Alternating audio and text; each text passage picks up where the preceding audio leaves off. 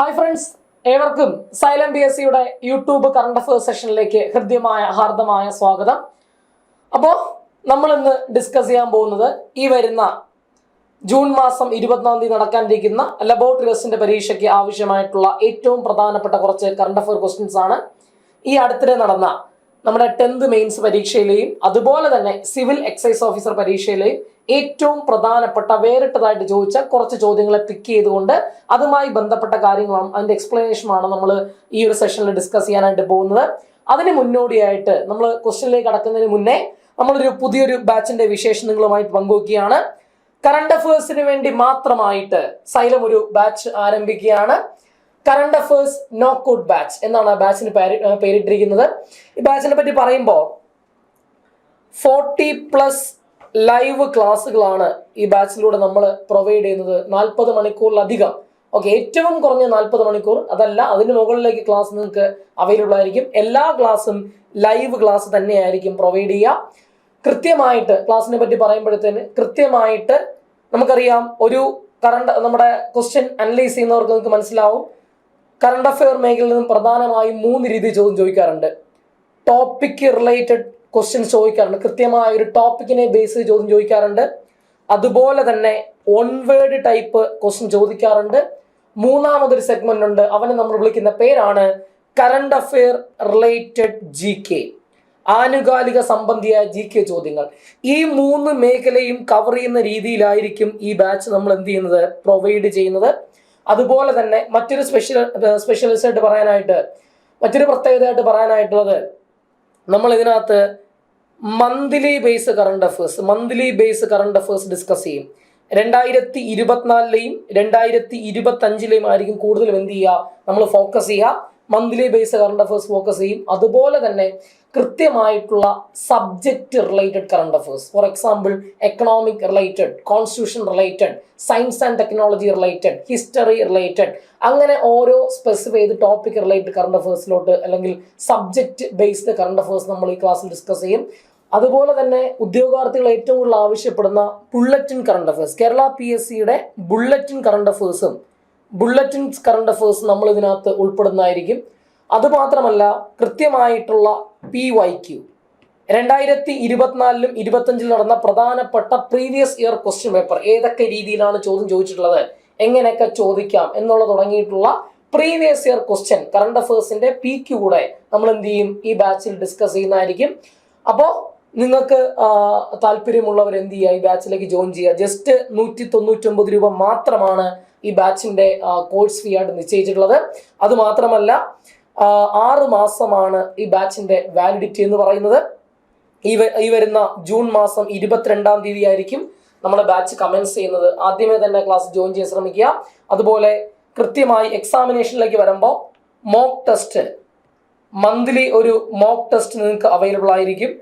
അതുപോലെ തന്നെ കൃത്യമായിട്ട് ഇത്ര ക്ലാസ് കഴിയുമ്പോൾ കൃത്യമായിട്ട് റിവിഷൻ എക്സാം, ആ ക്ലാസ്സിനെ ബേസ് ചെയ്തിട്ടുള്ള റിവിഷൻ എക്സാം നമ്മൾ ഇതിനോടൊപ്പം തന്നെ പ്രൊവൈഡ് ചെയ്യുന്നു. അപ്പോൾ 2 എക്സാം നിങ്ങൾക്ക് ഉണ്ടാവും, ഒരു മോക്ക് എക്സാമും അതുപോലെ തന്നെ റിവിഷൻ സീരീസ് എക്സാമും ഇതിനോടൊപ്പം തന്നെ നമ്മൾ കണ്ടക്ട് ചെയ്യുന്നതായിരിക്കും.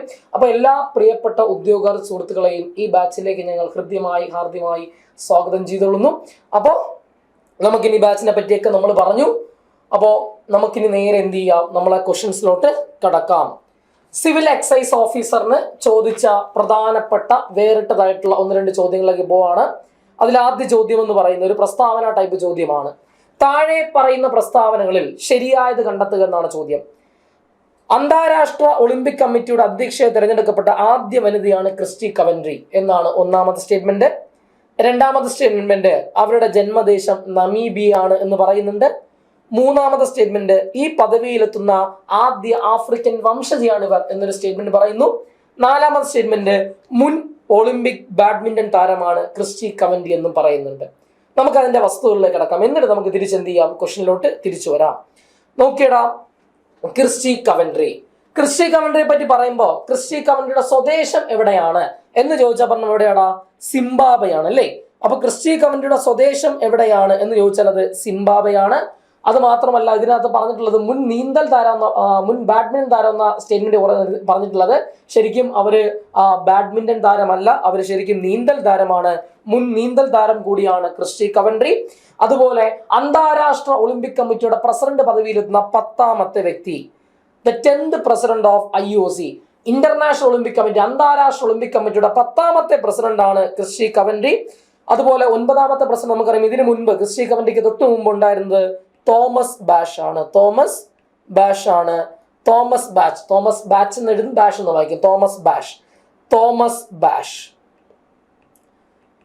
ബാഷ് ആണ് അന്താരാഷ്ട്ര ഒളിമ്പിക് കമ്മിറ്റിയുടെ 9ാമത്തെ പ്രസിഡന്റ്. തോമസ് ബാഷ് ആയിരുന്നു. തോമസ് ബാഷ് മാറിയിട്ടാണ് ആര് വരുന്നത്? ക്രിസ്റ്റി കവൻട്രി വരുന്നത് 10ാമത്തെ പ്രസിഡന്റ് ആയിട്ട്. അതുപോലെ തന്നെ ഇവിടെ പറയുകയാണെങ്കിൽ അന്താരാഷ്ട്ര ഒളിമ്പിക് കമ്മിറ്റിയുടെ പ്രസിഡന്റ് പദവിയിലെത്തുന്ന ആദ്യ വനിത, the first women president of IOC, international Olympic committee അഥവാ അന്താരാഷ്ട്ര ഒളിമ്പിക് കമ്മിറ്റിയുടെ പ്രസിഡന്റ് പദവിയിലെത്തുന്ന ആദ്യ വനിതയും അതുപോലെ തന്നെ ആദ്യ ആഫ്രിക്കൻ വംശജയുമാണ് ക്രിസ്റ്റി കവൻട്രി. ഓക്കെ അല്ലേ? അപ്പൊ അന്താരാഷ്ട്ര ഒളിമ്പിക് കമ്മിറ്റിയുടെ പ്രസിഡന്റ് പദവിയിലെത്തുന്ന ആദ്യ വനിത അതുപോലെ തന്നെ ആദ്യ ആഫ്രിക്കൻ വംശജയുമാണ് ക്രിസ്റ്റി കവൻട്രി. അവിടെ നമ്മൾ ക്വസ്റ്റ്യൻ കൊടുത്തിരിക്കുന്നത് ക്രിസ്റ്റി എന്നാണ്, ശരിക്കും ക്രിസ്റ്റി അല്ല, ക്രിസ്റ്റിയാണ്. ക്രിസ്റ്റിയാണ് കേട്ടോ വരുന്നത്. ക്രിസ്റ്റി കവൻട്രി എന്ന പേര്. ഇനി ഇവരെ പറ്റി പറയുമ്പോൾ 2018 സെപ്റ്റംബർ മുതൽ 2025 മാർച്ച് വരെ സിംബാബ്വേയുടെ മന്ത്രിസഭയില് കായിക യുവജനകാര്യ കല വിനോദ മന്ത്രിയായി ഇവരെന്ത് ചെയ്തിട്ടുണ്ട്? സേവനം അനുഷ്ഠിച്ചിരുന്ന പോയിന്റ് അവിടെ എന്ത് ചെയ്യുക? ഓർക്കപ്പോ 2018 മുതൽ 2025 വരെയുള്ള കാലയളവ് സിംബാബ്വേയുടെ എന്താ പറയാ കായിക വകുപ്പ് മന്ത്രി, കായികം, കല, അതുപോലെ തന്നെ യുവജനകാര്യം എന്നീ വകുപ്പുകൾ കൈകാര്യം ചെയ്ത മന്ത്രി കൂടിയാണ്. അപ്പോൾ ഒരു പൊളിറ്റീഷ്യൻ കൂടിയാണ്, ഒരു എന്താ പറയാ ഒരു രാഷ്ട്രീയ പ്രവർത്തക കൂടിയാണ് ക്രിസ്റ്റി കവൻട്രി എന്ന പോയിന്റ് ഇവിടെ എന്ത് ചെയ്യുക? അവിടെ ഓർത്ത് വച്ചേക്കുക. ഓക്കെ, നോക്കാം. അപ്പോൾ ഇവിടെ നമുക്ക് പോയിന്റ് ചെക്ക് ചെയ്യാം. താഴെ പറയുന്ന പ്രസ്താവന ശരിയായത് കണ്ടെത്തുക എന്നാണ് ചോദ്യം. നോക്കി, ഒന്നാമത്തെ സ്റ്റേറ്റ്മെന്റ്, അന്താരാഷ്ട്ര ഒളിമ്പിക് അധ്യക്ഷ തെരഞ്ഞെടുക്കപ്പെട്ട ആദ്യ വനിത. ശരിയാണ്, ആദ്യ വനിതയാണ്. ജന്മദേശം നമീബിയ ആണോ? അല്ല, സിംബാബ്വെ ആണ്. അപ്പൊ ആ സ്റ്റേറ്റ്മെന്റ് തെറ്റാ. ഈ പദവിയിൽ നിന്ന് ആദ്യ ആഫ്രിക്കൻ വംശജ. ശരിയാണ് ആ പോയിന്റ്. അടുത്ത പോയിന്റ്, മുൻ ഒളിമ്പിക് ബാഡ്മിന്റൺ അല്ല, നീന്തലാണ് മേഖല. അപ്പോൾ 2 പോയിന്റ്, 2 സ്റ്റേറ്റ്മെന്റ് ശരി, 2 തെറ്റ്. അപ്പോൾ 1ഉം 3ഉം അല്ലേ? 1ഉം ശരിയായത് കണ്ടെത്തുന്നതാണ് ചോദ്യം. 1ഉം 3ഉമാണ് ശരി, 2ഉം 4ഉം തെറ്റാണ്. 1ഉം 3ഉമാണ് എന്നീ 2 പ്രസ്താവനകളാണ് ശരി എന്ന നിഗമനത്തിൽ നമുക്ക് എന്ത് ചെയ്യാം? എത്തിച്ചേരാം. ക്ലിയർ ആണെന്ന് പ്രതീക്ഷിക്കുന്നു. അടുത്ത പോയിന്റിലേക്ക് വരുന്നു. സ്പോർട്സുമായി ബന്ധപ്പെട്ട ഒരു ചോദ്യമാണ്. അതും നല്ലൊരു സ്റ്റേറ്റ്മെന്റ് ടൈപ്പ് ക്വസ്റ്റ്യൻ ആണ്. നല്ല അടിപൊളി സ്റ്റേറ്റ്മെന്റ് ടൈപ്പ് ക്വസ്റ്റ്യൻ ആണ് ചോദിച്ചിട്ടുള്ളത്. PSC ചാമ്പ്യൻസ് ട്രോഫി, അടുത്തിടെ നടന്ന ചാമ്പ്യൻസ് ട്രോഫിയുമായി ബന്ധപ്പെട്ട ചോദ്യമാണിത്. ICC ചാമ്പ്യൻസ് ട്രോഫി ക്രിക്കറ്റ് പുരുഷ വിഭാഗം ബന്ധപ്പെട്ട് തെറ്റായ പ്രസ്താവന ഏത് എന്നാണ് ചോദ്യം. നമുക്ക് ആ സ്റ്റേറ്റ്മെന്റിലേക്ക് ഒന്ന് പോവാം. ഒന്നാമത്തെ സ്റ്റേറ്റ്മെന്റ് നമുക്കൊന്ന് പരിശോധിക്കാം. 2002, 2013, 2025 എന്നീ വർഷങ്ങളിൽ ഇന്ത്യ ജേതാക്കളായി മാറുന്നു. ഒന്നാമത്തെ സ്റ്റേറ്റ്മെന്റ്. രണ്ടാമത്തെ സ്റ്റേറ്റ്മെന്റ് എന്താ? ഇന്ത്യയെ പോലെ 3 തവണ കിരീടം നേടിയ മറ്റൊരു ടീം ഓസ്ട്രേലിയ ആണെന്നതാണ് രണ്ടാമത്തെ സ്റ്റേറ്റ്മെന്റ്. മൂന്നാമത്തെ സ്റ്റേറ്റ്മെന്റ് എന്താ?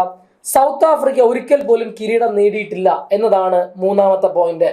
നാലാമത്തെ പോയിന്റ്, ന്യൂസിലാൻഡ് കിരീടം നേടിയ വർഷം 2000 ആണ്. ന്യൂസിലാൻഡ് കിരീടം നേടിയ വർഷം 2000. 4 സ്റ്റേറ്റ്മെന്റ്. നമുക്കിനി എന്ത് ചെയ്യാം? നേരെ നമുക്ക് പോയിന്റിലോട്ട് പോവാം. Yes, ICC champions trophy 2025.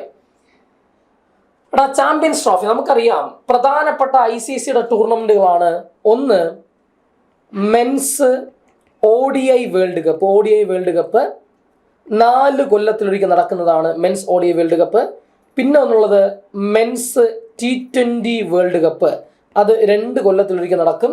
എന്നാൽ ഇത് ചാമ്പ്യൻസ് ട്രോഫിയുടെ ചരിത്രം ആരംഭിക്കുന്ന 1998 ഈ ചാമ്പ്യൻസ് ട്രോഫി കൃത്യമായൊരു ഇടവേള പാലിക്കുന്നില്ല. ഇവിടെ 2 വർഷമോ 4 വർഷമോ അങ്ങനെ ഒരു കൃത്യമായ ഇടവേള ഇത് പിന്തുടരുന്നില്ല എന്ന് നമുക്ക് മനസ്സിലാക്കാം.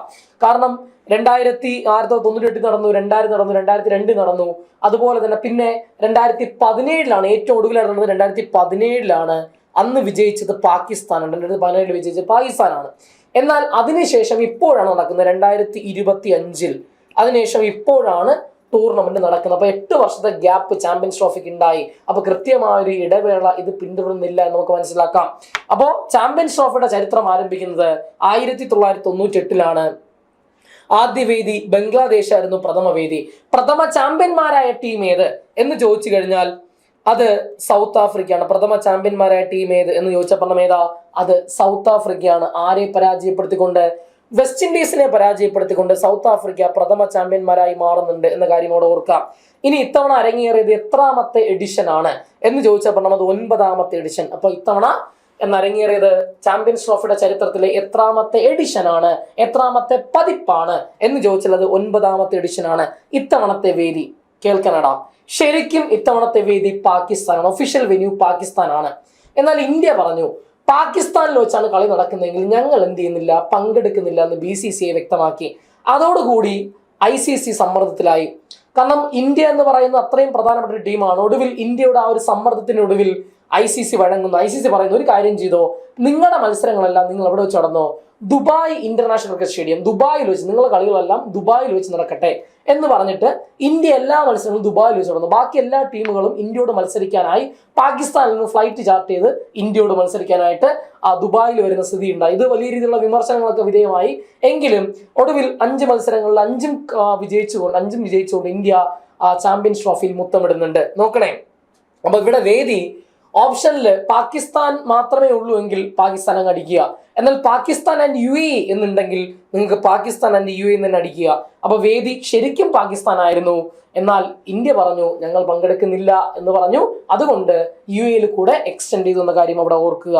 എന്ന് മുതൽ എന്ന് വരെയാണ് ഇത്തവണത്തെ ചാമ്പ്യൻസ് ട്രോഫി നടന്നത് എന്ന് ചോദിച്ചു കഴിഞ്ഞാൽ അത് 2025 ഫെബ്രുവരി മാസം 19 മുതൽ 2025 മാർച്ച് മാസം 9 വരെ. ആകെ എത്ര ടീമുകളാണ് ഇത്തവണ പങ്കെടുത്തത് എന്ന് ചോദിച്ചു കഴിഞ്ഞാൽ ആകെ മൊത്തം 8 ടീമുകൾ. ആകെ മൊത്തം 8 ടീമുകൾ ഇത്തവണ പങ്കെടുക്കുന്നുണ്ട്. ഈ 8 ടീമുകളും കൂടെ ചേർന്ന് ഫൈനൽ ഉൾപ്പെടെ എത്ര മത്സരങ്ങൾ നടന്നു എന്ന് ചോദിച്ചു കഴിഞ്ഞാൽ ആകെ മൊത്തം 15 മത്സരങ്ങൾ നടക്കുന്നുണ്ടെന്ന കാര്യം ഓർക്കുക.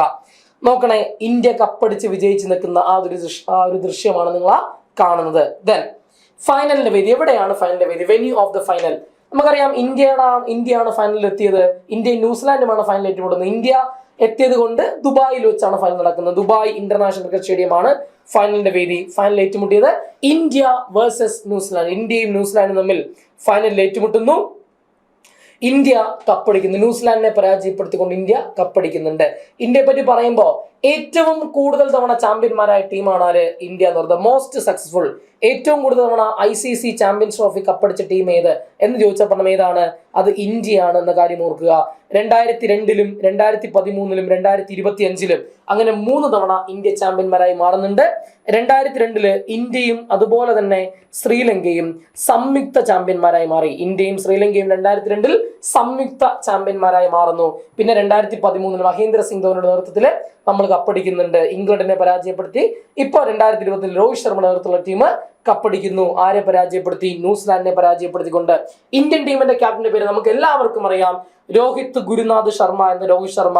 ഇന്ത്യൻ ടീമിന്റെ കോച്ച് ആര്, പരിശീലകൻ ആര് എന്ന് ചോദിച്ചു കഴിഞ്ഞാൽ അത് ഗൗതം ഗംഭീർ ആണ്. ഇനി പരാജയപ്പെട്ടു പോയ ന്യൂസിലാൻഡ് ക്രിക്കറ്റ് ടീമിന്റെ ക്യാപ്റ്റന്റെ പേര് മിച്ചൽ സാന്നർ. മിച്ചൽ സാന്നർ എന്നാണ് ന്യൂസിലാൻഡ് ടീമിന്റെ ക്യാപ്റ്റന്റെ പേര്. മിച്ചൽ സാന്നർ എന്നാണെന്ന കാര്യം ഓർക്കുക. 2 പേരുടെയും ചിത്രം അവിടെ കാണാം. രോഹിത് ശർമ്മയെ കാണാം, സാന്നറെ നിങ്ങൾക്ക് അവിടെ കാണാം. ദെൻ ഫൈനലിലെ താരം, പ്ലെയർ ഓഫ് ദ മാച്ച്. ഫൈനലിലെ താരമായി മാറിയത് ആര് എന്ന് ചോദിച്ചു പറഞ്ഞത് രോഹിത് ശർമ്മയാണ്. ഇനി പ്ലെയർ ഓഫ് ദ സീരീസ്, ടൂർണമെന്റിലെ താരമായി മാറിയത് ആര് എന്ന് ചോദിച്ചാൽ അത് രച്ചിൻ രവീന്ദ്ര. ന്യൂസിലാൻഡ് താരമാണ് രച്ചിൻ രവീന്ദ്ര. ഇനി ഈ ടൂർണമെന്റിൽ ഏറ്റവും കൂടുതൽ റൺസുകൾ നേടിയ താരമാര് എന്ന് ചോദിച്ചു കഴിഞ്ഞാലും ആര് തന്നെ? ഇതേ രച്ചിൻ രവീന്ദ്ര, ന്യൂസിലാൻഡ് താരമായ രച്ചിൻ രവീന്ദ്ര തന്നെയാണ്. 263 റൺസുകൾ ഇദ്ദേഹമാണ് രച്ചിൻ രവീന്ദ്ര. അപ്പോൾ ഫൈനലിലെ താരം രോഹിത് ശർമ്മ. ഇദ്ദേഹം ഫൈനലില് 76 റൺസുകൾ നേടുന്നുണ്ട്. അങ്ങനെ 76 റൺസുകൾ നേടിയ നമ്മുടെ രോഹിത് ശർമ്മ ഫൈനലിലെ താരമായി മാറുന്നു. ടൂർണമെന്റിൽ മികച്ച രീതിയിൽ ബാറ്റിംഗ് റണ്ണ പുറത്തെടുത്ത നമ്മുടെ രച്ചിൻ രവീന്ദ്ര ടൂർണമെന്റിലെ താരം അഥവാ സീരീസിലെ താരമായി തെരഞ്ഞെടുക്കപ്പെടുന്നു. ടൂർണമെന്റിൽ ഏറ്റവും കൂടുതൽ റൺസുകൾ നേടിയതും ആര് തന്നെ? ഇതേ രച്ചിൻ രവീന്ദ്ര തന്നെ, 263 റൺസ്. അങ്ങനെയെങ്കിൽ ഈ ടൂർണമെന്റിൽ ഏറ്റവും കൂടുതൽ വിക്കറ്റുകൾ നേടിയ താരമാര് എന്ന് ചോദിച്ചാൽ അത് മാറ്റ് ഹെൻറിയാണ്. ന്യൂസിലാൻഡ് താരം 10 വിക്കറ്റുകൾ. മാറ്റ് ഹെൻറി ന്യൂസിലാൻഡ് താരം 10 വിക്കറ്റുകൾ നേടുന്നു എന്ന കാര്യം എന്ത് ചെയ്യുക, അവിടെ ഓർക്കുക. ഇനി നമുക്കറിയാം BCCI, ഇന്ത്യൻ ക്രിക്കറ്റ് ടീമിനെ നിയന്ത്രിക്കുന്ന സ്ഥാപനമാണ് BCCI. BCCIയുടെ നിലവിലെ പ്രസിഡന്റ് ആര് എന്ന് ചോദിച്ചാൽ പറഞ്ഞത് റോജർ ബിന്നിയാണ്. അങ്ങനെയെങ്കിൽ BCCIയുടെ നിലവിലെ സെക്രട്ടറി ആര് എന്ന് ചോദിച്ചു കഴിഞ്ഞാൽ ഇതിനു മുൻപ് ജയ്ഷ ആയിരുന്നു. ജയ്ഷ മാറി നിലവിൽ ആരാണ്? ദേവ്ജിത്ത് സായിക്കിയ. അപ്പൊ നിലവിൽ BCCIയുടെ പ്രസിഡന്റ് റോജർ ബിന്നി, BCCയുടെ സെക്രട്ടറി ആരെന്ന് ചോദിച്ചാൽ പറഞ്ഞത് ദേവ്ജിത്ത് സായിക്കിയാണെന്ന കാര്യം അവിടെ ഓർക്കുക. ഇനി ICCയുടെ നിലവിലെ ചെയർമാൻ ആര് എന്ന് ചോദിച്ചാൽ പറഞ്ഞമാരാണ്? അത് ജയ്ഷായാണ്. അമിത്ഷായുടെ മകനാണ് ജയ്ഷാ. അപ്പോൾ ICCയുടെ നിലവിലെ ചെയർമാനാണ് ജയ്ഷാ എന്ന കാര്യം ഓർക്കുക. അപ്പൊ ഇനി നമുക്ക് എന്ത് ചെയ്യാം? സ്റ്റേറ്റ്മെന്റിലോട്ട് പോവാം. ഏതൊക്കെ സ്റ്റേറ്റ്മെന്റ് ആണ് ശരിയെന്ന് നമുക്ക് നോക്കാം. യെസ്, 2002, 2013, അതുപോലെ തന്നെ 2025 എന്നീ വർഷങ്ങൾ ഇന്ത്യ ജേതാക്കളായി. ശരിയാണ്, ഈ 3 വർഷങ്ങളിൽ ഇന്ത്യ ജേതാക്കളായി മാറിയിട്ടുണ്ട്. അപ്പൊ ആ സ്റ്റേറ്റ്മെന്റ് ശരിയാണ്. നമ്മൾ പറഞ്ഞ പോയിന്റ്, ഇന്ത്യയെ പോലെ 3 തവണ കിരീടം നേടിയ മറ്റൊരു ടീമാണ് ഓസ്ട്രേലിയ. ആ സ്റ്റേറ്റ്മെന്റ് തെറ്റാണ്. കാരണം ഓസ്ട്രേലിയ 2 തവണ മാത്രമാണ് ചാമ്പ്യന്മാരായി മാറിയിട്ടുള്ളത്. അത് 2006-ലും അതുപോലെ തന്നെ 2009-ലും. 2006-ലും അതുപോലെ തന്നെ 2009-ലും ഈ 2 തവണ മാത്രമേ ഓസ്ട്രേലിയ ചാമ്പ്യന്മാരായി മാറിയിട്ടുള്ളൂ. അപ്പൊ ആ സ്റ്റേറ്റ്മെന്റ് തെറ്റാണ്. അപ്പോൾ ആ സ്റ്റേറ്റ്മെന്റ് തെറ്റാണെന്ന് പറയാം. സൗത്ത് ആഫ്രിക്ക ഒരിക്കൽ പോലും കിരീടം നേടിയില്ല. ആ സ്റ്റേറ്റ്മെന്റ് തെറ്റാണ്. കാരണം ആദ്യം കപ്പടിച്ചതാരാ? South Africa. അപ്പൊ ആ സ്റ്റേറ്റ്മെന്റ് തെറ്റാണ്. സൗത്ത് ആഫ്രിക്ക ഒരിക്കൽ പോലും കിരീടം നേടിയിട്ടില്ല എന്ന സ്റ്റേറ്റ്മെന്റ് തെറ്റാണ്. ആദ്യം കപ്പടിച്ചത് സൗത്ത് ആഫ്രിക്കയാണ്. ന്യൂസിലാൻഡ് കിരീടം നേടിയ വർഷം 2000. അത് ഇത്തിരി കടന്ന സ്റ്റേറ്റ്മെന്റ് ആയി പോയി. ശരിയാണ്, 2000 ന്യൂസിലാൻഡ് കപ്പടിച്ചത് 2ാമത്തെ സീരീസിൽ 2ാം തവണ കപ്പടിക്കുന്ന ന്യൂസിലാൻഡ് ആണ്. ആ സ്റ്റേറ്റ്മെന്റ് ശരിയാണ്. പക്ഷെ പ്രസ്താവന എന്താ? തെറ്റായ പ്രസ്താവന ഏത് എന്നാണ് ചോദ്യം. ഏതൊക്കെ തെറ്റ്? 2ഉം 3ഉമാണ് തെറ്റ്. 2ഉം 3ഉം. അപ്പോൾ ഓപ്ഷൻ ബി ആണ് ആൻസർ. അപ്പോൾ ഇന്ത്യയെ പോലെ തന്നെ 3 തവണ കിരീടം നേടിയ മറ്റൊരു ടീമാണ് ഓസ്ട്രേലിയ എന്ന പോയിന്റും, അതുപോലെ തന്നെ സൗത്ത് ആഫ്രിക്ക ഒരിക്കലും കിരീടം നേടിയിട്ടില്ല എന്ന പോയിന്റുമാണ് ഇവിടെ തെറ്റ്. ബാക്കി 2 സ്റ്റേറ്റ്മെന്റും ശരിയാണ് എന്ന നിഗമനത്തിൽ നമുക്ക് എത്തിച്ചേരാം. അടുത്ത ചോദ്യത്തിലേക്ക് നമുക്ക് കടക്കാം. താഴെ പറയുന്നവയിൽ ഏതാണ് ഇന്ത്യയുടെ സ്പേസ് ഡോക്കിംഗ് നേട്ടം എന്നാണ് ചോദ്യം. ആ ഓപ്ഷനിൽ നമുക്ക് കിട്ടും ഏതാണ്? സ്പേഡെക്സ് ആണല്ലേ, സ്പേഡെക്സ്. അപ്പൊ താഴെ പറയുന്നതിൽ ഏതാണ് ഇന്ത്യയുടെ സ്പേസ് ഡോക്കിംഗ് നേട്ടം എന്ന് ചോദിച്ചാൽ പറഞ്ഞ ഏതാണ്? അത് സ്പേഡെക്സ് ആണ്. നോക്കാം, നമുക്ക് സ്പേഡെക്സിനെ പറ്റി പഠിക്കാം. സ്പേഡെക്സ് നോക്കിയേ. സ്പേഡെക്സ് ISRO വികസിപ്പിച്ചെടുത്ത ഇരട്ട ഉപഗ്രഹ ദൗത്യമാണ് സ്പേഡെക്സ്. അപ്പൊ ISRO വികസിപ്പിച്ചെടുത്ത ഇരട്ട ഉപഗ്രഹ ദൗത്യം അഥവാ ട്വിൻ സാറ്റലൈറ്റ് മിഷൻ ആണ് സ്പേഡെക്സ്. അല്ലെങ്കിൽ നമുക്ക് അവരെ വിളിക്കാം സ്പേസ് ഡോക്കിംഗ് എക്സ്പെരിമെന്റ്. സ്പേഡെക്സ് അഥവാ സ്പേസ് ഡോക്കിംഗ് എക്സ്പെരിമെന്റ് നമുക്ക് വിളിക്കാം. എന്തിനു വേണ്ടിയിട്ട്? അതിന്റെ ലക്ഷ്യങ്ങൾ എന്നൊക്കെ നോക്കാം. മനുഷ്യന്റെ ബഹിരാകാശ യാത്ര, ബഹിരാകാശത്ത് ഉപഗ്രഹ സേവനം, മറ്റ് പ്രോക്സിമിറ്റി പ്രവർത്തനങ്ങൾ തുടങ്ങിയ മേഖലകളിൽ ഭാവിയിൽ ഉപയോഗിക്കാവുന്ന ഏതൊക്കെയാ? Orbital rendezvous docking, formation flying. Docking എന്ന് പറഞ്ഞു കഴിഞ്ഞാൽ 2 സാറ്റലൈറ്റ് നമ്മൾ മെർജ് ചെയ്യുന്ന പ്രോസസ്സിനെയാണ് നമ്മൾ ഡോക്കിംഗ് എന്ന് വിളിക്കുക.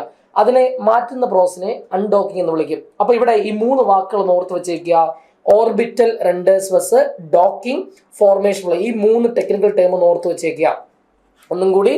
അപ്പൊ മനുഷ്യന്റെ ബഹിരാകാശ യാത്ര, ബഹിരാകാശത്ത് ഉപഗ്രഹ സേവനം, മറ്റ് പ്രോക്സിമിറ്റി പ്രവർത്തനങ്ങൾ തുടങ്ങിയ മേഖലകളിൽ ഭാവിയിൽ ഉപയോഗിക്കാവുന്ന ഓർബിറ്റൽ റെൻഡേഴ്സ് വെസ് ഡോക്കിംഗ്, അതുപോലെ തന്നെ ഫോർമേഷൻ ഫ്ലൈയിങ് എന്നിവയുമായി ബന്ധപ്പെട്ട സാങ്കേതിക വിദ്യകൾ വികസിപ്പിക്കുവാനാണ് ഈ വിക്ഷേപണം കൊണ്ട് ലക്ഷ്യമിടുന്നത്. അപ്പോൾ മനുഷ്യന്റെ ബഹിരാകാശ യാത്ര ഭാവിയിലേക്കുള്ള കണക്കാക്കി മനുഷ്യന്റെ ബഹിരാകാശ യാത്ര, അതുപോലെ തന്നെ ബഹിരാകാശത്ത് ഉപഗ്രഹ സേവനം, മറ്റ് പ്രോക്സിമിറ്റി പ്രവർത്തനങ്ങൾ തുടങ്ങിയ മേഖലകളിൽ ഭാവിയിൽ നമുക്ക് ഉപയോഗിക്കാവുന്ന ഓർബിറ്റൽ റെൻഡേഴ്സ് വെസ് ഡോക്കിംഗ്, അതുപോലെ തന്നെ ഫോർമേഷൻ ഫ്ലൈയിങ് എന്നിവയ്ക്ക് ആവശ്യമായിട്ടുള്ള സാങ്കേതിക വിദ്യ വികസിപ്പിക്കുവാനാണ് ഈ വിക്ഷേപണം കൊണ്ട് ISRO ലക്ഷ്യമിടുന്നത്. നോക്കാം. 220 കിലോഗ്രാം ഭാരമുള്ള 2 പരിഷ്കരിച്ച IMS-1 ക്ലാസ് ഉപഗ്രഹങ്ങളാണ് സ്പേഡെക്സിൽ അടങ്ങിയിരിക്കുന്നത്. ഇത് ചോദിച്ചതാണ് PSC. ഏതൊക്കെയാണ് 2 ഉപഗ്രഹങ്ങൾ നോക്കാം. SDX-01ഉം SDX-02. ഇത് അതുപോലെ ചോദിച്ചു. സ്പേഡെക്സിൽ അടങ്ങിയിരിക്കുന്ന ട്വിൻ സാറ്റലൈറ്റുകൾ ഏതൊക്കെയാണെന്ന് ചോദിച്ചിട്ടുണ്ട്.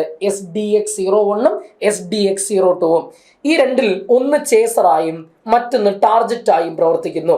SDX-01 ചേസറായും മറ്റവൻ ടാർജറ്റായും, SDX-02 ടാർജറ്റായും എന്ത് ചെയ്യുന്നുണ്ട്? പ്രവർത്തിക്കുന്നുണ്ടെന്ന കാര്യം ഓർക്കുക. എന്നാണ് നമ്മൾ ഈ ഒരു പേടകം വിക്ഷേപിക്കുന്നത് എന്ന് ചോദിച്ചു കഴിഞ്ഞാൽ അത് 2024 ഡിസംബർ മാസം 30-ാം തീയതി വിക്ഷേപിക്കുന്നു. വിക്ഷേപണ വാഹനം ലോഞ്ച് വെഹിക്കിൾ ഏത് എന്ന് ചോദിച്ചപ്പോൾ അത് PSLV-C60 ആണെന്ന കാര്യം ഓർക്കുക. എവിടെ നിന്നാണ് വിക്ഷേപിച്ചത് എന്ന് ചോദിച്ചു കഴിഞ്ഞാൽ ഇന്ത്യയുടെ ബഹിരാകാശ തുറമുഖം എന്നറിയപ്പെടുന്ന സതീഷ് ധവാൻ സ്പേസ് സെന്റർ ശ്രീഹരിക്കോട്ട അല്ലേ. അപ്പൊ ഇന്ത്യയുടെ ബഹിരാകാശ തുറമുഖം എന്നറിയപ്പെടുന്ന സതീഷ് ധവാൻ സ്പേസ് സെന്റർ ശ്രീഹരിക്കോട്ടയിൽ നിന്നുമാണ് നമ്മൾ വിക്ഷേപിക്കുന്നത്. ഈ ദൗത്യത്തിലൂടെ സ്പേസ് ഡോക്കിംഗ് എന്ന സാങ്കേതിക വിദ്യ കൈവരിച്ച ലോകത്തിലെ തന്നെ 4ാമത്തെ രാജ്യമായി നമ്മുടെ സ്വന്തം ഇന്ത്യ മാറി. അപ്പൊ ഇതോടുകൂടി സ്പേസ് ഡോക്കിംഗ് എന്ന സാങ്കേതിക വിദ്യ കൈവരിക്കുന്ന ലോകത്തിലെ തന്നെ 4ാമത്തെ രാജ്യമായി ആര് മാറുന്നുണ്ട്? നമ്മുടെ സ്വന്തം ഇന്ത്യ മാറുന്നുണ്ടെന്ന കാര്യം ഓർക്കുക. ഇനി അതിന്റെ ഒബ്ജക്റ്റീവ്സ് ISROയുടെ ഒഫീഷ്യൽ സൈറ്റിൽ നിന്നെടുത്ത സ്റ്റേറ്റ്മെന്റ് ആണത്. ഔദ്യോഗിക സൈറ്റിൽ കിടക്കുന്നതിന്റെ ഗൂഗിൾ ട്രാൻസ്ലേഷൻ ആണ് നമ്മൾ ഇപ്പുറത്ത് കൊടുത്തിട്ടുള്ളത്. ഇത് ഒഫീഷ്യൽ സൈറ്റിൽ എന്താണോ ഒബ്ജക്റ്റീവ്സ് ആയിട്ട് പറഞ്ഞിട്ടുള്ളത് അതേ സാധനമാണ് ഇവിടെ കട്ട് ആൻഡ് കോപ്പി യൂസ് ചെയ്തിട്ടുള്ളത്. നോക്കി, the primary objectives of SpaDeX mission is to develop and demonstrate the technology needed for rendezvous docking undocking of 2 small space craft in a low earth circular object. നോക്കി, പ്രാഥമിക ലക്ഷ്യമെന്ത്? ഭൂമിയുടെ താഴ്ന്ന വൃത്താകൃതിയിലുള്ള ഭ്രമണപഥത്തിൽ ഓർബിറ്റിൽ, അതാണ് ഈ പറഞ്ഞ ലോ എർത്ത് സർക്കുലർ ഓർബിറ്റ് അഥവാ ഭൂമിയുടെ താഴ്ന്ന വൃത്താകൃതിയിലുള്ള ഭ്രമണപഥത്തിൽ 2 ചെറിയ ബഹിരാകാശ പേടകങ്ങളുടെ കൂടിക്കാഴ്ച ഡോക്കിംഗ് അൺഡോക്കിംഗ് എന്നിവയ്ക്ക് ആവശ്യമായ സാങ്കേതിക വിദ്യ വികസിപ്പിക്കുകയും പ്രദർശിപ്പിക്കുകയും ചെയ്യുക എന്നാണ് ഇതിന്റെ പ്രൈമറി ഒബ്ജക്റ്റീവ് അഥവാ പ്രാഥമികമായ ലക്ഷ്യം. അപ്പോൾ ഭൂമിയുടെ താഴ്ന്ന വൃത്താകൃതിയിലുള്ള ഭ്രമണപഥത്തിൽ 2 ചെറിയ ബഹിരാകാശ പേടകങ്ങളുടെ കൂടിക്കാഴ്ച, അതിന്റെ ഡോക്കിംഗ് ദെൻ അൺഡോക്കിംഗ് എന്നിവയ്ക്ക് ആവശ്യമായ സാങ്കേതിക വിദ്യ വികസിപ്പിക്കുകയും പ്രദർശിപ്പിക്കുകയും ചെയ്യുക എന്നതാണ് ഈ ദൗത്യത്തിന്റെ പ്രാഥമികമായ ലക്ഷ്യം. ഇനി സെക്കൻഡറി ഒബ്ജക്റ്റീവ്സ്, 2ാമത്തെ ദൗത്യം എന്തൊക്കെയെന്നാണ് പറയുന്നത് നോക്കണേടാ. Demonstration of transfer of electric power between the docked space craft which is essential for future application such as space robotics. Simple ആണ്, നോക്കണേ. യെസ്, നോക്കിയടാ. ഡോക്ക് ചെയ്ത ബഹിരാകാശ പേടകങ്ങൾക്കിടയിൽ, അതായത് മെർജ് ചെയ്യപ്പെട്ട ബഹിരാകാശ പേടകങ്ങൾക്കിടയിൽ വൈദ്യുതോർജ്ജ കൈമാറ്റം ചെയ്യുന്ന, അതാണ് ഇലക്ട്രിക് പവർ അല്ലേ. വൈദ്യുതോർജ്ജം കൈമാറ്റം ചെയ്യുന്നതിന്റെ പ്രദർശനം. ഈ ഡെമോൺസ്ട്രേഷന്റെ പക്ക ഗൂഗിൾ ട്രാൻസ്ലേഷൻ ആണ് പ്രദർശനം കൊണ്ട് ഉദ്ദേശിക്കുന്നത്. ടു ഡെമോൺസ്ട്രേറ്റ് എന്നല്ലേ പറഞ്ഞിട്ടുള്ളത്. അപ്പോൾ ഡോക്ക് ചെയ്ത ബഹിരാകാശ പേടകങ്ങൾക്കിടയിൽ വൈദ്യുതോർജ്ജം എന്ത് ചെയ്യുക? കൈമാറ്റം ചെയ്യുന്നതിന്റെ പ്രദർശനം നടത്തുക എന്നാണ് 2ാമത്തെ ദൗത്യം. ഇത് എന്തിനാവശ്യമുള്ളതാണ്? ഭാവിയിൽ ബഹിരാകാശ റോബോട്ടിക്സ് പോലെയുള്ള ഭാവിയിലെ ആപ്ലിക്കേഷനുകൾക്ക് ഇതെന്താണ്? അത്യന്താപേക്ഷിതമാണ്. അപ്പോൾ സ്പേസ് നമ്മൾ ഈ പറയുന്ന പ്രോസസ്സ് എന്ന് പറയുന്നത് ഈ 2 സ്പേസ് ക്രാഫ്റ്റിനിടയ്ക്ക് ഡോക്ക് ചെയ്ത സ്പേസ് ക്രാഫ്റ്റിനിടയ്ക്കുള്ള ഇലക്ട്രിക് എനർജി ട്രാൻസ്മിഷൻ എന്ന് പറയുന്ന ഈ പ്രോസസ്സ് എന്ന് പറയുന്നത് ഭാവിയിൽ ആവശ്യമുള്ള ബഹിരാകാശ റോബോട്ടിക്സ് അഥവാ സ്പേസ് റോബോട്ടിക്സ് പോലെയുള്ള ഭാവിയിലെ ആപ്ലിക്കേഷനുകൾക്ക് ഇത് അത്യന്താപേക്ഷിതമാണ് എന്നാണ് പറയുന്നത്. ഇനി അടുത്ത സ്റ്റേറ്റ്മെന്റ്, അടുത്ത ഒബ്ജക്റ്റീവ് എന്താ? സംയുക്ത ബഹിരാകാശ പേടക നിയന്ത്രണം. കോമ്പോസിറ്റ് സ്പേസ് ക്രാഫ്റ്റ് കൺട്രോൾ അഥവാ സംയുക്ത ബഹിരാകാശ പേടക നിയന്ത്രണം. ലാസ്റ്റ് അൺഡോക്ക് ചെയ്തതിനു ശേഷമുള്ള പേലോഡ് പ്രവർത്തനം. നമ്മൾ ഡോക്ക് ചെയ്തല്ലോ, ഇനി അൺഡോക്ക്. ഈ അൺഡോക്ക് ചെയ്തതിനു ശേഷമുള്ള, അതായത് മെർജ് ചെയ്യുന്നു, അതിനെ മാറ്റുന്നു, അൺഡോക്ക് ചെയ്തതിനു ശേഷമുള്ള പേലോഡ് പ്രവർത്തനങ്ങൾ, the payload operations after undocking. ഇതൊക്കെയാണ് അതിന്റെ 2ാമത്തെ ദൗത്യം. ഇത് അതുപോലെ ചോദിക്കാം, ചിലപ്പോൾ ചോദിക്കും ഇങ്ങനെ ആയിരിക്കും: താഴെ പറയുന്നവയിൽ സ്പേഡെക്സിന്റെ ദൗത്യ ലക്ഷ്യങ്ങളിൽ പെടാത്തതേത് എന്നായിരിക്കും ചോദിക്കുക. അപ്പോൾ ഈ 4 സ്റ്റേറ്റ്മെന്റ് ഓർത്ത് വെച്ചിരുന്നാൽ മാത്രമേ നമുക്ക് എന്ത് ചെയ്യാൻ പറ്റത്തുള്ളൂ? ആൻസർ ചെയ്യാനായിട്ട് പറ്റത്തുള്ളൂ. ആ ഒരു പണി ഞാൻ പ്രതീക്ഷിക്കുന്നുണ്ട്. ആ രീതിയിലൊരു ചോദ്യം നമുക്കിവിടെ പ്രതീക്ഷിക്കാം. ഓക്കെ അല്ലേ? ക്ലിയർ. അപ്പൊ 3 ടോപ്പിക്ക് 3 ക്വസ്റ്റ്യൻ ഡിസ്കസ് ചെയ്തു. അടുത്തതിലോട്ട് പോവാണ്. ഇനി അപ്പോൾ നമ്മൾ ഇത്രയും നേരം പറഞ്ഞത് സിവിൽ എക്സൈസ് ഓഫീസറുള്ള പ്രധാനപ്പെട്ട 3 സെലക്റ്റീവ് ക്വസ്റ്റ്യൻസ് ആണ്. അടുത്ത് പറയാൻ പോകുന്നത് 10th മെയിൻസിലെ ചോദ്യങ്ങളെ പറ്റിയിട്ടാണ് പോകുന്നത്. 10th മെയിൻസിലെ പ്രധാനപ്പെട്ട ചോദ്യങ്ങൾ. ചോദ്യം ഇതാണ്: 3ാം മോദി ഗവൺമെന്റ് രൂപീകരിച്ച 8 ക്യാബിനറ്റ് കമ്മിറ്റികളിൽ പ്രധാനമന്ത്രി അംഗമല്ലാത്ത കമ്മിറ്റി ഏത് എന്നാണ് ചോദിക്കുന്നത്. അതിനു മുമ്പ് ഏതൊക്കെയാണ് 8 കമ്മിറ്റികൾ നമുക്ക് നോക്കാം. 3ാം മോദി ഗവൺമെന്റ് രൂപീകരിച്ച 8 ക്യാബിനറ്റ് കമ്മിറ്റികൾ ഏതൊക്കെയെന്നാണ് നമ്മൾ അടുത്ത് ഡിസ്കസ് ചെയ്യാനായിട്ട് പോകുന്നത്. നോക്കിയടാ. Cabinet committee on economic affairs, Malayalam ഇപ്പുറത്തുണ്ട്. സാമ്പത്തിക കാര്യങ്ങൾക്ക് വേണ്ടിയിട്ടുള്ള ക്യാബിനറ്റ് കമ്മിറ്റി. അടുത്തത് എന്താ? Appointments committee of the cabinet, മന്ത്രിസഭയുടെ നിയമന സമിതി. ക്യാബിനറ്റ് കമ്മിറ്റി ഓൺ സെക്യൂരിറ്റി, അഥവാ സുരക്ഷാകാര്യ cabinet committee. Then cabinet committee on accommodation അഥവാ താമസ സൗകര്യം സംബന്ധിച്ച മന്ത്രിസഭാ സമിതി. ദെൻ അഞ്ചാമത്തത് cabinet committee on parliamentary affairs which is referred as super cabinet എന്നറിയപ്പെടുന്നു. പാർലമെന്ററി കാര്യങ്ങൾക്കായുള്ള ക്യാബിനറ്റ് കമ്മിറ്റി, അത് സൂപ്പർ ക്യാബിനറ്റ് എന്നതിനെ വിളിക്കുന്നു. Then 6 cabinet committee on political affairs അഥവാ രാഷ്ട്രീയ കാര്യങ്ങൾക്കുള്ള മന്ത്രിസഭാ സമിതി എന്ന് Malayalam. Then 7 cabinet committee on investment and growth, നിക്ഷേപത്തിനും വളർച്ചയ്ക്കുമുള്ള മന്ത്രിസഭാ സമിതി. Then the last one cabinet committee on skill employment livelihood. Cabinet committee on skill employment livelihood എന്നാണ് നൈപുണ്യം, തൊഴിൽ, ഉപജീവന മാർഗം എന്നിവയ്ക്ക് വേണ്ടിയിട്ടുള്ള മന്ത്രിസഭാ സമിതി. ഈ 8 എണ്ണമാണ് മൂന്നാം മോദി ഗവൺമെന്റ് രൂപീകരിച്ച 8 ക്യാബിനറ്റ് കമ്മിറ്റികൾ എന്ന കാര്യം എന്ത് ചെയ്യുക, അവിടെ ഓർത്തു വെച്ചേക്കുക. ഇതിനകത്ത് ഇതിന്റെ ചുമതലകളെ പറ്റിയാണ് പറയുന്നത്. ഈ പാനലുകളിൽ, ഈ പറഞ്ഞ 8 പാനലുകളെല്ലാം ഈ 8 എണ്ണത്തിലും ഉൾപ്പെടുന്ന ഒരേ ഒരു ക്യാബിനറ്റ് അംഗം ആഭ്യന്തരമന്ത്രിയാണ്. ആഭ്യന്തരമന്ത്രി നമുക്കറിയാം ആരാണ്, അമിത്ഷായാണ്. നിലവിലാരാണ്, അമിത്ഷാ. അപ്പൊ ഈ 8 പാനലുകളിലും ഉൾപ്പെടുന്ന ഏക ക്യാബിനറ്റ് അംഗം എന്ന് പറയുന്നത് ആഭ്യന്തര വകുപ്പ് മന്ത്രിയാണ്. നിലവിൽ ഇന്ത്യയുടെ ആഭ്യന്തര വകുപ്പ് മന്ത്രി, ഹോം അഫയേഴ്സ് മിനിസ്റ്റർ നമുക്ക് എല്ലാവർക്കും അറിയാം, അത് അമിത്ഷായാണെന്ന കാര്യം അറിയാം. ഇനി പാർലമെന്ററി കാര്യങ്ങൾക്കായുള്ള ക്യാബിനറ്റ് കമ്മിറ്റിയും അതുപോലെ തന്നെ താമസ സൗകര്യങ്ങൾക്കായുള്ള കമ്മിറ്റിയും, parliamentary committee and accommodation committee, parliamentary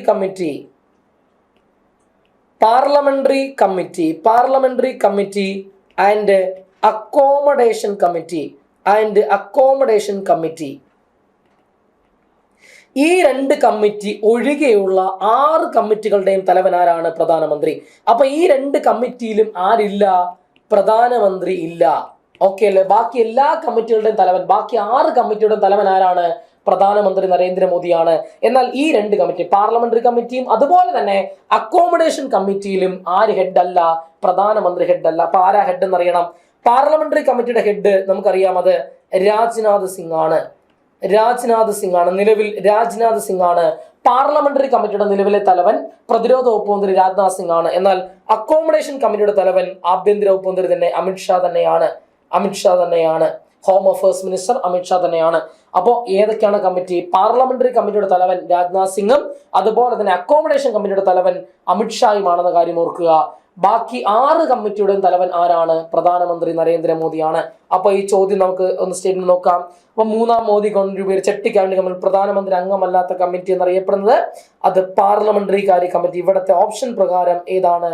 അത് പാർലമെന്ററി കാര്യ കമ്മിറ്റിയാണെന്ന നിഗമനത്തിൽ നമുക്ക് എത്തിച്ചേരാം. ക്ലിയർ ആണെന്ന് പ്രതീക്ഷിക്കുന്നു. അടുത്ത പോയിന്റിലേക്ക് വരുന്നു. മരണാനന്തര ബഹുമതിയായി 2025 പത്മവിഭൂഷൺ ബഹുമതി നേടിയ മലയാളി സാഹിത്യകാരൻ ആര് എന്നാണ് ചോദ്യം. പത്മ അവാർഡ് വളരെ ഡീറ്റെയിൽ ആയിട്ട് നമ്മൾ ഒരു വീഡിയോ ചെയ്തിട്ടുണ്ട്. സൈലം BS യൂട്യൂബ് ചാനലിൽ തന്നെ വളരെ കൃത്യമായിട്ടൊരു വീഡിയോ നമ്മൾ ചെയ്തിട്ടുണ്ട്. ഇവിടെ നമ്മൾ പ്രധാനപ്പെട്ട പോയിന്റ് മാത്രമേ നോക്കി പോകുന്നുള്ളൂ. ഈ ചോദ്യം കാണുമ്പോൾ തന്നെ നമുക്കറിയാം ആരാണ്, അത് ശ്രീ MT വാസുദേവൻ നായരാണ്. മരണാനന്തര ബഹുമതിയായിട്ട് 2025 പത്മവിഭൂഷൺ നേടിയ മലയാളി MT വാസുദേവൻ നായരാണ്, നമുക്ക് എല്ലാവർക്കും അറിയാം. അപ്പോൾ വളരെ സെലക്റ്റീവ് ആയിട്ടുള്ള മലയാളികളെ മാത്രം ഞാൻ എന്ത് ചെയ്യാം, ഇവിടെ ഒന്ന് ജസ്റ്റ് പരാമർശിച്ചു പോകാം. പത്മ പുരസ്കാരം നമുക്കറിയാം എല്ലാ കൊല്ലവും റിപ്പബ്ലിക് ഡേ അല്ലേ, എല്ലാ വർഷവും റിപ്പബ്ലിക് ദിനവുമായി ബന്ധപ്പെട്ടുകൊണ്ടാണ് ഇന്ത്യ മഹാരാജ്യത്ത് പത്മ പുരസ്കാരം പ്രഖ്യാപിക്കുന്നത്. നമുക്കറിയാം പത്മ പുരസ്കാരം നൽകി തുടങ്ങിയ വർഷം 1954. എല്ലാ വർഷവും മീൻസ് 1954 മുതലാണ് ഇന്ത്യ മഹാരാജ്യത്ത് പത്മ പുരസ്കാരം നൽകി തുടങ്ങിയ വർഷം 1954 ആണെന്ന കാര്യം ഓർക്കുക.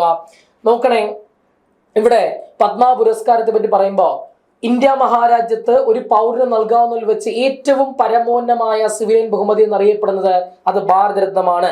ഇന്ത്യ മഹാരാജ്യത്ത് ഒരു പൗരന് നൽകാവുന്നതിൽ വെച്ച് ഏറ്റവും പരമോന്നതമായ സിവിലിയൻ ബഹുമതി എന്നറിയപ്പെടുന്നത് നമുക്ക് എല്ലാവർക്കും അറിയാം, അത് ഭാരതരത്നമാണ് അല്ലേ. The highest civilian honor of India എന്നറിയപ്പെടുന്നത് അത് ഭാരതരത്നമാണ്. രണ്ടാമത്തെ പരമോന്നതമായ സിവിലിയൻ ബഹുമതി അത് പത്മവിഭൂഷൺ ആണ്. മൂന്നാമത്തെ പരമോന്നതമായ സിവിലിയൻ ബഹുമതി അത് പത്മഭൂഷൺ ആണ്. ദെൻ നാലാമത്തെ പരമോന്നതമായ സിവിലിയൻ ബഹുമതി അത് പത്മശ്രീ ആണ്. അപ്പോ ഇന്ത്യ മഹാരാജ്യത്ത് ഒരു പൗരന് നൽകാവുന്നതിൽ വെച്ച് ഏറ്റവും പരമോന്നതമായ സിവിലിയൻ ബഹുമതി ഭാരതരത്ന, രണ്ടാമത്തത് പത്മവിഭൂഷൺ, മൂന്നാമത്തത് പത്മഭൂഷൺ, നാലാമത് പത്മശ്രീ ആണെന്ന കാര്യം ഓർക്കുക. നോക്കാം നമുക്കിവിടെ 2025 ആകെ എത്ര പേർക്കാണ് പത്മ പുരസ്കാരം ലഭിച്ചത് എന്ന് ചോദിച്ചു കഴിഞ്ഞാൽ ആകെ മൊത്തം 139 പേർക്ക്. ആകെ മൊത്തം 139 പേർക്കാണ് പത്മ പുരസ്കാരം നൽകപ്പെട്ടത്. ശ്രദ്ധിച്ചു കേൾക്കണേടാ.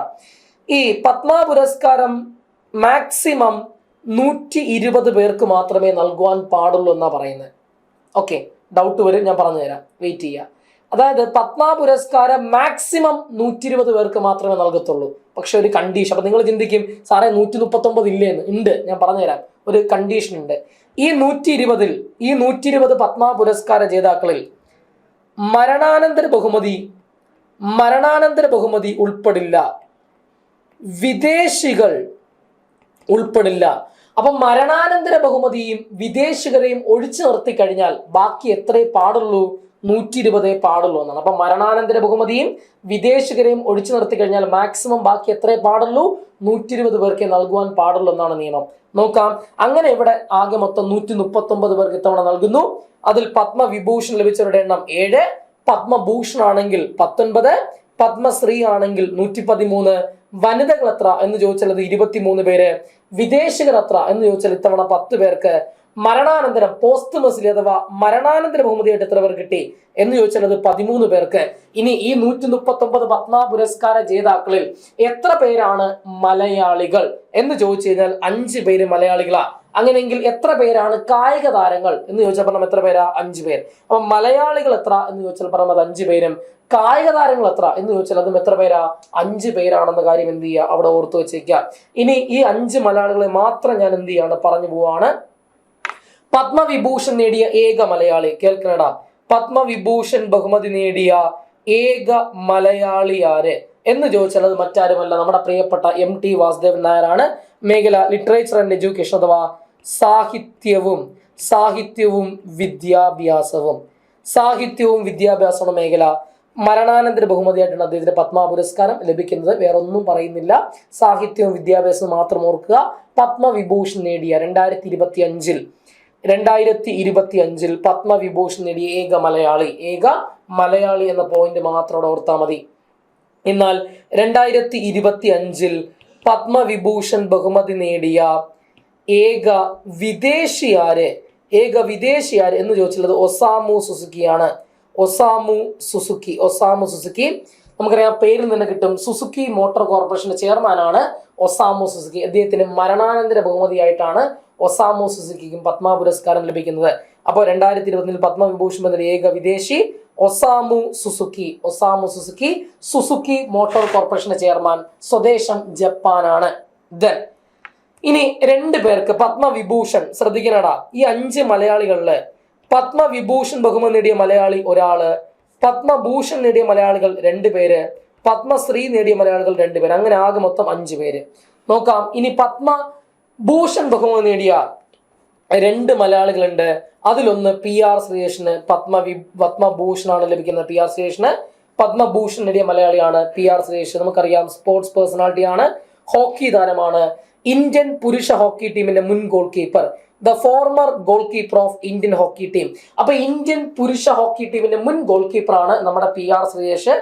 ഇതിനെ പറ്റി പറയുമ്പോൾ 2 തവണ ഒളിമ്പിക് മെഡൽ അല്ലേ, 2 തവണ ഒളിമ്പിക് മെഡൽ നേടിയ വ്യക്തിയാണ് PR ശ്രീകൃഷ്ണൻ. 2 തവണ ഒളിമ്പിക് മെഡൽ നേടിയ വ്യക്തിയാണ് PR ശ്രീകൃഷ്ണൻ. 2024 പാരീസ് ഒളിമ്പിക്സിൽ ഇദ്ദേഹത്തിന് ബ്രോൺസ് അഥവാ വെങ്കല മെഡൽ കിട്ടി. അന്ന് ഇന്ത്യൻ ടീമിന്റെ ഭാഗമായിരുന്നു. എന്നാൽ 2020 നടന്ന ടോക്കിയോ ഒളിമ്പിക്സില് അന്നും വെങ്കല മെഡൽ നേടിയ ഇന്ത്യൻ പുരുഷ ഹോക്കി ടീമിന്റെ ഭാഗമായിരുന്നു PR ശ്രീകൃഷ്ണൻ. അപ്പൊ 2 തവണ ഒളിമ്പിക് മെഡൽ നേടിയ വ്യക്തിയാണ് അദ്ദേഹം.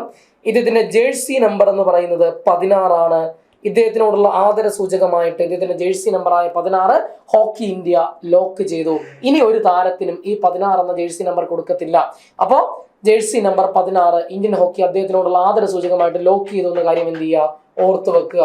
അതുപോലെ തന്നെ പറയുമ്പോൾ ഒരു പോയിന്റ് ഓർക്കണം, 2025 പത്മഭൂഷൺ ബഹുമതി നേടിയ ഏക കായിക താരം, ഒരേ ഒരു കായിക താരത്തിന് മാത്രമേ ഇന്ത്യ മഹാരാജ്യം 2025 പത്മഭൂഷൺ ബഹുമതി നൽകി ആദരിച്ചുള്ളൂ.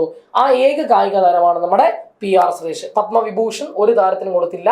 പത്മഭൂഷൺ നേടിയ ഏക കായിക താരമാണ് PR ശ്രീജേഷ് എന്ന കാര്യം ഓർത്തു വെക്കാം.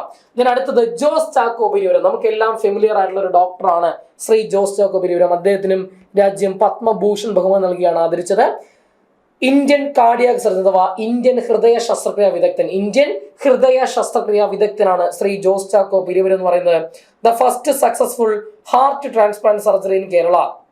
കേരളത്തിൽ ആദ്യമായിട്ട് വിജയകരമായി ഹൃദയ മാറ്റിവെക്കൽ ശസ്ത്രക്രിയ നടത്തിയ വ്യക്തി. അപ്പൊ കേരളത്തിൽ ആദ്യമായിട്ട് വിജയകരമായിട്ട് ഹൃദയ മാറ്റിവെക്കൽ ശസ്ത്രക്രിയ നടത്തിയ വ്യക്തിയാണ് ശ്രീ ജോസ് ചാക്കോ പെരിയവരം. അദ്ദേഹത്തിന് രാജ്യം പത്മശ്രീ ബഹുമതി നൽകി ആദരിച്ചത് 2011 രാജ്യം പത്മശ്രീ നൽകി ആദരിച്ചിട്ടുണ്ട്.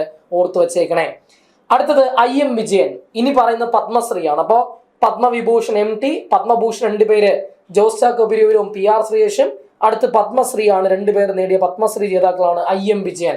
പത്മശ്രീ നൽകിയാണ് IM വിജയനെ രാജ്യം ആദരിക്കുന്നത്. കായിക താരമാണ്, നമുക്കറിയാം. ഇന്ത്യൻ ഫുട്ബോളിന്റെ കറുത്തുമുത്ത് Shri IM Vijayan, the former Indian football team captain. Indian football ടീമിന്റെ മുൻ ക്യാപ്റ്റനാണ്. അദ്ദേഹത്തിന് ഏറെ വൈകിയെങ്കിലും രാജ്യം പത്മശ്രീ പുരസ്കാരം നൽകി ആദരിക്കുന്നു. അദ്ദേഹത്തിന്റെ സ്വദേശം നമുക്കറിയാം തൃശ്ശൂരാണ്. സ്വദേശം തൃശ്ശൂരാണ്. എന്നാൽ PR ശ്രീജേഷിന്റെ സ്വദേശം നമുക്കറിയാം അത് എറണാകുളമാണ്. അപ്പൊ എറണാകുളം സ്വദേശിയാണ് PR ശ്രീജേഷ്. IM വിജയൻ തൃശ്ശൂർ സ്വദേശിയാണ്. IM വിജയന് രാജ്യം രണ്ടാമത്തെ പരമോന്നതമായ കായിക മോദിയായിട്ടുള്ള അർജുന അവാർഡ് നൽകി ആദരിച്ചത് 2003 രാജ്യം അദ്ദേഹത്തിന് അർജുന അവാർഡ് നൽകി ആദരിക്കുന്നുണ്ട്. ദെൻ K ഓമനക്കുട്ടിയമ്മ, അടുത്ത പത്മശ്രീ നേടിയ രണ്ടാമത്തെ മലയാളിയാണ് K ഓമനക്കുട്ടിയമ്മ. കലയാണ് മേഖല. Music teacher and Carnatic vocalist. അപ്പോൾ മ്യൂസിക് ടീച്ചറാണ്, സംഗീതജ്ഞയാണ് നമുക്കറിയാം. പക്ഷെ നമ്മൾ സ്പെസിഫൈ ചെയ്ത് പഠിക്കണം. കർണാട്ടിക് സംഗീതജ്ഞ, കർണാട്ടിക് ഓർക്കലിസ്റ്റ് അഥവാ കർണാട്ടിക് സംഗീതജ്ഞയാണ് K ഓമനക്കുട്ടിയമ്മ. കേരള യൂണിവേഴ്സിറ്റിയുടെ മ്യൂസിക് ഡിപ്പാർട്ട്മെന്റ് ഹെഡായിട്ടൊക്കെ പ്രവർത്തിച്ചിട്ടുണ്ട് ഈ പറയുന്ന K ഓമനക്കുട്ടിയമ്മ. പക്ഷേ K ഓമനക്കുട്ടിയമ്മ ഒരുപക്ഷെ നമുക്ക് പല ആൾക്കാർക്ക് അത്ര ഫെമിലിയർ അല്ലായിരിക്കാം. പക്ഷേ ഇവരുടെ സഹോദരങ്ങളായിട്ടുള്ള MG ശ്രീകുമാറിനെയും MG രാധാകൃഷ്ണനൊക്കെ നമുക്ക് അറിയാം, നമുക്ക് വളരെയധികം ഫെമിലിയർ ആണ്. അപ്പോൾ അവരുടെ പെങ്ങളാണ് ഈ പറയപ്പെടുന്ന K ഓമനക്കുട്ടിയമ്മ എന്ന കാര്യം ഓർക്കുക. ഇവിടെ നിങ്ങൾ ഓർത്ത് വെക്കേണ്ടത് കർണാട്ടിക് ഓർക്കലിസ്റ്റ് അഥവാ കർണാട്ടിക് സംഗീതജ്ഞ എന്ന പോയിന്റ് ആണ് നിങ്ങൾ അവിടെ ഓർത്ത് വെക്കേണ്ടത്. അടുത്ത പോയിന്റിലേക്ക് വരാം. അടുത്ത ചോദ്യത്തിലേക്ക് കടക്കുന്നു. Last question. കേരള ഒളിമ്പിക് അസോസിയേഷന്റെ ഇപ്പോഴത്തെ അധ്യക്ഷൻ ആര് എന്നാണ് ചോദ്യം. നമുക്ക് എല്ലാവർക്കും അത് വി സുനിൽകുമാറാണ്. കേരള ഒളിമ്പിക് അസോസിയേഷന്റെ ഇപ്പോഴത്തെ അധ്യക്ഷൻ എന്ന് പറയുന്നത് വി സുനിൽകുമാറാണ്. അങ്ങനെയെങ്കിൽ ബാക്കി ഓപ്ഷനിലേക്ക് കൂടെ പോവാം നമുക്ക്. Kerala Olympic Association President V Sunilkumar. അങ്ങനെയെങ്കിൽ PT ഉഷ ഇന്ത്യൻ ഒളിമ്പിക് അസോസിയേഷന്റെ പ്രസിഡന്റ് അല്ലേ. നിലവിൽ ഇന്ത്യൻ ഒളിമ്പിക് അസോസിയേഷന്റെ പ്രസിഡന്റ് ആണ് PT ഉഷ. ആ പദവിയിലെത്തിയ ആദ്യ വനിത, ഇന്ത്യൻ ഒളിമ്പിക് അസോസിയേഷന്റെ പ്രസിഡന്റ് പദവിയിലെത്തുന്ന ആദ്യ വനിത കൂടിയാണ് PT ഉഷ. ഇന്ത്യൻ ഒളിമ്പിക് അസോസിയേഷന്റെ പ്രസിഡന്റ് പദവിയിലെത്തുന്ന ആദ്യ വനിതയാണ് PT ഉഷ. അതുപോലെ തന്നെ പറയുമ്പോൾ അടുത്ത വ്യക്തിയിലേക്ക് വരാം. PT ഉഷയെ പറ്റി പറയുമ്പോൾ ഒരു കാര്യം കൂടെ ഓർക്കുക. രാജ്യസഭാംഗമാണ് PT ഉഷ. രാജ്യസഭയിലേക്ക് നാമനിർദ്ദേശം ചെയ്യപ്പെട്ട ആദ്യ മലയാളി വനിത. അപ്പൊ രാജ്യസഭയിലേക്ക് നാമനിർദ്ദേശം ചെയ്യപ്പെട്ട ആദ്യ മലയാളി വനിതയാണ് PT ഉഷ അല്ലേ. അതുപോലെ ഒരു പോയിന്റ് ഓർക്കുക. രാജ്യസഭ നിയന്ത്രിച്ച ആദ്യ നോമിനേറ്റ് ചെയ്യപ്പെട്ട അംഗം, അംഗമാണ് PT ഉഷ. നമുക്കറിയാം രാജ്യസഭ സാധാരണഗതിയിൽ നിയന്ത്രിക്കുക രാജ്യസഭയുടെ ചെയർമാനാണ്. രാജ്യസഭയുടെ ചെയർമാൻ എന്ന് പറയുന്നത് എപ്പോഴും ഉപരാഷ്ട്രപതിയായിരിക്കും. ഉപരാഷ്ട്രപതിയുടെ അഭാവത്തിൽ സഭ നിയന്ത്രിക്കുന്ന വ്യക്തിയാണ് ഡെപ്യൂട്ടി ചെയർമാൻ അഥവാ ഡെപ്യൂട്ടി ചെയർപേഴ്സൺ അല്ലേ. എന്നാൽ ചെയർമാനും വന്നില്ല, ഡെപ്യൂട്ടി ചെയർമാനും വന്നില്ല. ആ അവസരങ്ങളിൽ സഭ നിയന്ത്രിക്കാനായിട്ട് ഒരു പാനൽ ഓഫ് മെമ്പേഴ്സിനെ തെരഞ്ഞെടുത്ത് വെച്ചിട്ടുണ്ട്. അടുത്തിടെ ആ പാനലിലേക്ക് നമ്മുടെ PT ഉഷ തെരഞ്ഞെടുക്കപ്പെടുന്നു. PT ഉഷ ഒരു ദിവസം സഭ നിയന്ത്രിക്കുകയും ചെയ്തു. അത് ചരിത്രമായി മാറി. എന്താ കാരണം? നോമിനേറ്റ് ചെയ്ത അംഗമല്ലേ PT ഉഷ? അതെ, നോമിനേറ്റ് ചെയ്യപ്പെട്ട ഒരു അംഗം സഭ നിയന്ത്രിക്കുന്നത് രാജ്യസഭയുടെ ചരിത്രത്തിലെ തന്നെ ആദ്യ സംഭവമാണ്. അപ്പൊ രാജ്യസഭ നിയന്ത്രിച്ച ആദ്യ നോമിനേറ്റ് ചെയ്യപ്പെട്ട അംഗമാര് എന്ന് ചോദിച്ചാൽ പറഞ്ഞ ആരാണ്? അത് PT ഉഷയാണെന്ന കാര്യം ഓർക്കുക. ഇതിനടുത്തത് അന്താരാഷ്ട്ര ഒളിമ്പിക് കമ്മിറ്റി പ്രസിഡന്റ് ഞാൻ ആദ്യമേ പറഞ്ഞതാണ്. ഫസ്റ്റ് ക്വസ്റ്റ്യൻ എന്നതായിരുന്നു? ക്രിസ്റ്റി കവൻട്രി ആണ് അന്താരാഷ്ട്ര ഒളിമ്പിക് കമ്മിറ്റിയുടെ പ്രസിഡന്റ്, ക്രിസ്റ്റി കവൻട്രി. അങ്ങനെയെങ്കിൽ കേരള സ്പോർട്സ് കൗൺസിലിന്റെ നിലവിലെ president U Sharaf Ali. Kerala sports കൗൺസിലിന്റെ നിലവിലെ പ്രസിഡന്റ് ആര്? കേരള സ്പോർട്സ് കൗൺസിലിന്റെ നിലവിലെ പ്രസിഡന്റ് ആര് എന്ന് ചോദിച്ച പറഞ്ഞമാരാ? അത് യു ഷറഫ് അലി ആണ്. യു ഷറഫ് അലി ആണെന്ന കാര്യം ഓർക്കുക. ക്ലിയർ ആണെന്ന് പ്രതീക്ഷിക്കുന്നു. ഇത്രയും കാര്യങ്ങൾ പറഞ്ഞ കാര്യങ്ങൾ കൃത്യമായി കിട്ടിയെന്ന് പ്രതീക്ഷിക്കുന്നു. അപ്പോൾ എല്ലാം സെറ്റാണ്. അപ്പോൾ ഒരു വട്ടം കൂടി ബാച്ചിനെ ഇൻട്രൊഡ്യൂസ് ചെയ്യുന്നു, ഒരു വട്ടം കൂടി പറയുന്നു. അപ്പോൾ കറണ്ട് അഫയേഴ്സ് ബാച്ച് നമ്മൾ ഈ വരുന്ന ജൂൺ 22 സ്റ്റാർട്ട് ചെയ്യാണ്. അപ്പോൾ എല്ലാ പ്രിയപ്പെട്ട സുഹൃത്തുക്കളെയും ഒരു വട്ടം കൂടി, ഒരിക്കൽ കൂടി ഈ ബാച്ചിലേക്ക് സ്വാഗതം ചെയ്തുകൊണ്ട് ഞാൻ ഈ സെഷൻ വൈൻഡപ്പ് ചെയ്യുന്നു. Thank you very much.